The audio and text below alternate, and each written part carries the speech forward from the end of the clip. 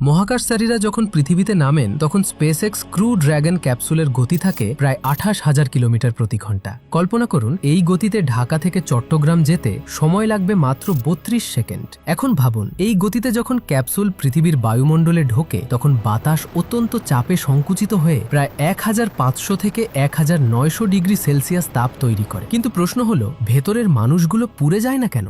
Crew ড্র্যাগনে থাকে একটি বিশেষ ঢাল, এর নাম পিকা এক্স হিট শিল্ড। এই শিল্ড সেই ভয়ঙ্কর তাপ থেকে নভোচারীদের রক্ষা করে। এরপর ধীরে ধীরে গতি কমতে থাকে এবং পৃথিবী পৃষ্ঠ থেকে প্রায় 5.5 কিলোমিটার ওপরে প্রথম প্যারাশুট খুলে যায় আর 1.8 কিলোমিটার ওপরে মেইন প্যারাশুট খুলে। আর এভাবেই একজন মানুষ 28,000 কিলোমিটার গতির দৌড় থেকে ধীরে ধীরে পৃথিবীতে নেমে আসেন। আল্লাহ মানুষকে যে বুদ্ধি দিয়েছেন সেই বুদ্ধি দিয়েই মানুষ আজ মহাকাশ জয় করছে আর প্রতিবারই ফিরে আসছে নিরাপদে। এর উপর বিস্তারিত ভিডিও দেখতে চাইলে কমেন্টে জানান। আর আপনি কি মনে করেন মানুষ কি আসলেই মঙ্গল গ্রহে যেতে পারবে?